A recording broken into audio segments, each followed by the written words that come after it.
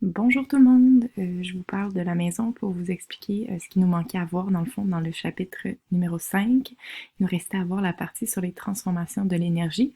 Alors vous pouvez suivre avec votre manuel aux pages 395 à 403. Tout d'abord, il faut se poser la question puis que vous réalisiez justement que dans la vie de tous les jours, vous utilisez de l'énergie pour combler vos besoins. Quel genre de besoin? Ça peut être le besoin de se déplacer par exemple.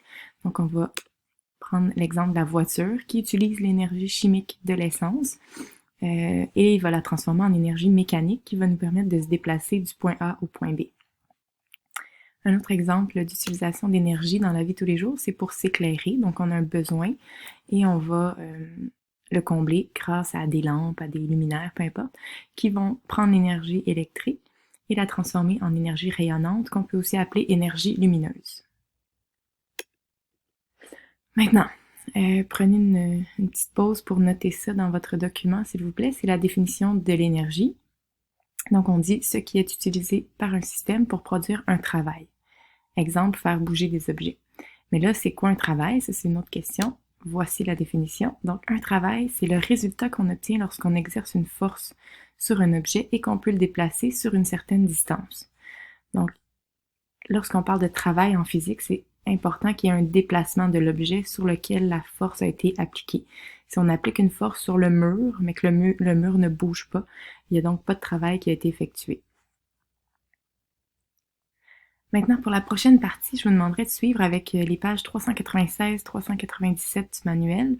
Vous allez pouvoir regarder les magnifiques images et vous relirez ces pages-là aussi suite à la vidéo, juste pour être sûr d'avoir bien compris. Je vous dirais de retenir un exemple par forme d'énergie pour l'examen. Donc, on va voir les 11 formes d'énergie qu'on étudie cette année en deuxième secondaire. Il y en a d'autres, donc ce sont les principales. Première forme d'énergie, vous en avez sûrement déjà entendu parler. On l'appelle l'énergie potentielle. Plus précisément, son nom devrait être l'énergie potentielle gravitationnelle. Donc ça, c'est de l'énergie que possèdent les objets lorsqu'ils sont surélevés par rapport au sol. Donc, si je me couche par terre, par exemple, je n'ai pas d'énergie potentielle gravitationnelle, mais si je suis au sommet d'une montagne, ben là, j'ai de l'énergie potentielle gravitationnelle. J'en ai beaucoup, même parce que je pourrais à tout moment tomber en bas de la montagne et mon énergie potentielle gravitationnelle se transformerait en énergie cinétique, qui est la prochaine forme d'énergie, voilà. Donc, oh non, voilà, c'est l'énergie du mouvement. Donc, l'énergie cinétique, c'est dans le fond l'énergie qui est associée à une vitesse. Donc, n'importe quel objet qui est en mouvement, qui a une certaine vitesse, possède de l'énergie cinétique. Et lorsqu'on parle d'énergie mécanique, c'est lorsqu'on parle d'un objet ou d'un système qui possède les deux, donc de l'énergie potentielle et cinétique. Je vous donne un exemple. Vous frappez sur un ballon de soccer et le ballon de soccer se met à voler dans les airs. Donc, pendant qu'il est dans les airs, le ballon de soccer possède deux formes d'énergie potentielle parce qu'il est surélevé par rapport au sol et de l'énergie cinétique parce qu'il a une certaine vitesse. Donc, on pourra dire que le ballon de soccer possède de l'énergie mécanique. Maintenant, quatrième forme d'énergie, l'énergie élastique. Dans le fond, c'est tout ce qui est matériau élastique, donc caoutchouc, un élastique, un ressort, donc tout ce qui est un matériau qui peut être étiré et qui va reprendre sa forme initiale lorsqu'on relâche. Lorsqu'on enlève la force, on va parler d'un matériau qui est élastique, donc ce matériau-là possède de l'énergie élastique. Un bon exemple pour l'énergie élastique, c'est un lance-pierre ou un slingshot en anglais. L'énergie rayonnante, on l'a dit tout à l'heure, qu'on appelle aussi l'énergie lumineuse, donc exemple, l'énergie émise par le soleil, par une lampe.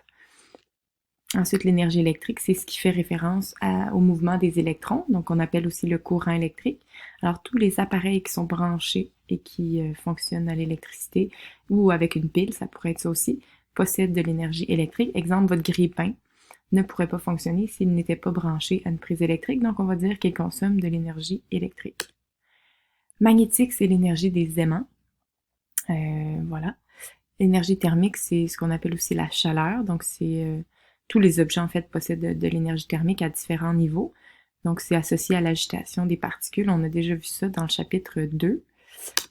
Ensuite, l'énergie chimique.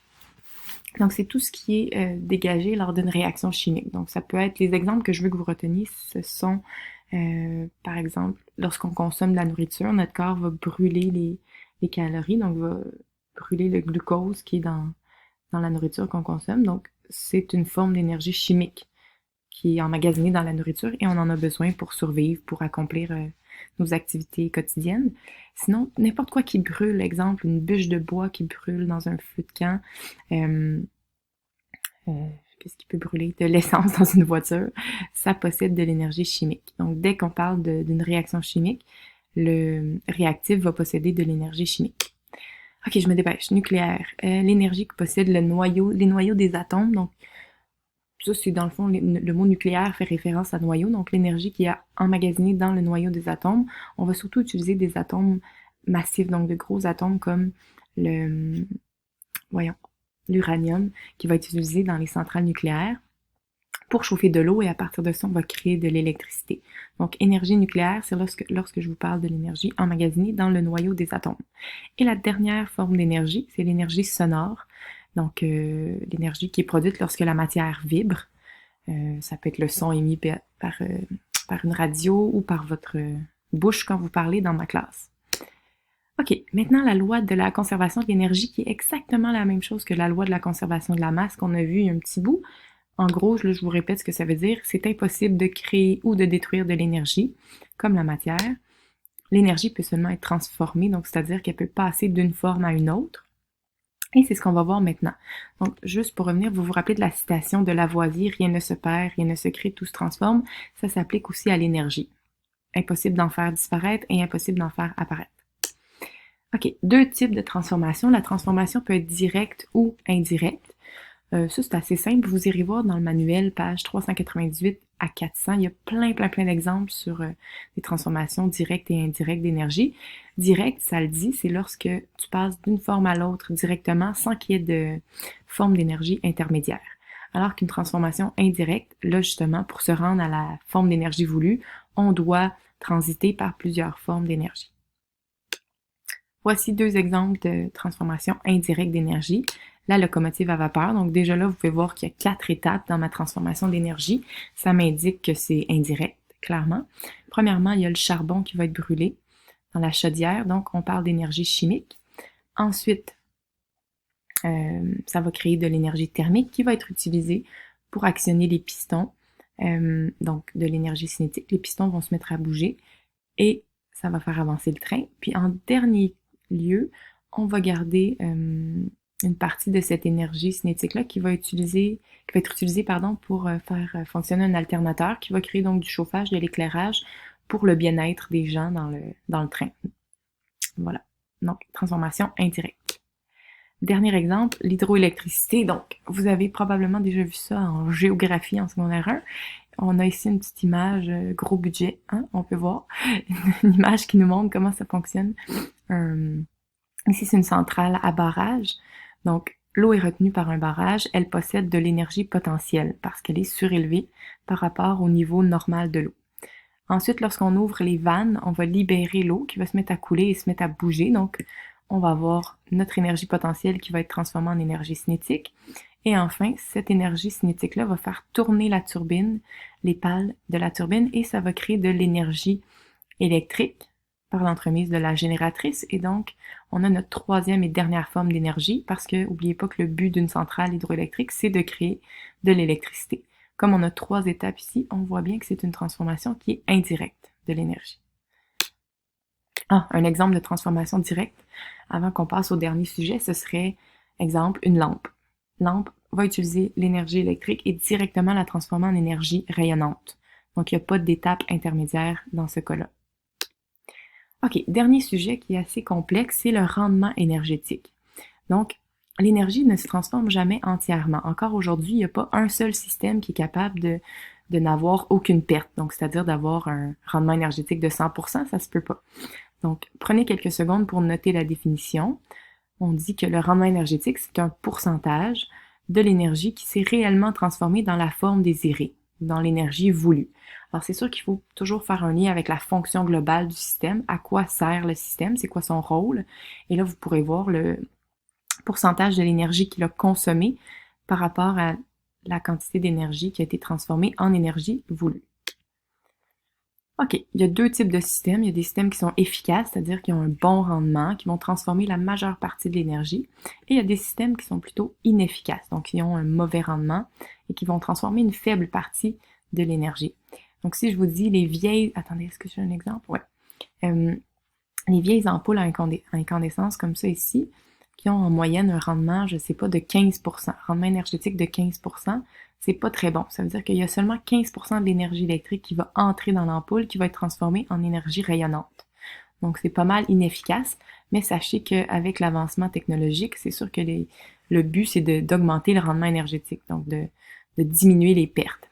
Justement, parlant de pertes, où elle est passée cette énergie-là, le reste, le 85%, où est-ce qu'il est passé d'énergie? Dans mon exemple de l'ampoule à incandescence, c'est pas, on peut pas faire disparaître de l'énergie. Alors, c'est impossible que l'énergie soit disparue. Dans la majorité des cas, on va parler de dissipation sous forme de chaleur, donc l'énergie thermique. Vous pouvez même la ressentir si vous placez vos mains proches de l'ampoule. Là, vous allez voir qu'il y a un dégagement de chaleur. Voilà. OK.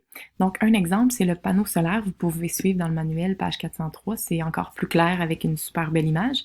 Rendement énergétique de 14%. Donc, en d'autres mots, ce que ça veut dire, c'est que 14% des rayons lumineux sont absorbés et transformés en électricité. Donc, sur 100%, sur 100 rayons qui vont frapper le panneau solaire, il y en a seulement 14 qui vont être transformés en électricité. C'est ça le but d'un panneau solaire électrique. Et donc, le reste va être perdu sous forme de chaleur. Ça va être des rayons qui vont être réfléchis vers l'atmosphère ou sinon qui vont être perdus sous forme de chaleur. Voilà, donc vous avez à compléter les pages 11 à 13 du document et pour le pop quiz, on reviendra là-dessus au retour à l'école. Merci!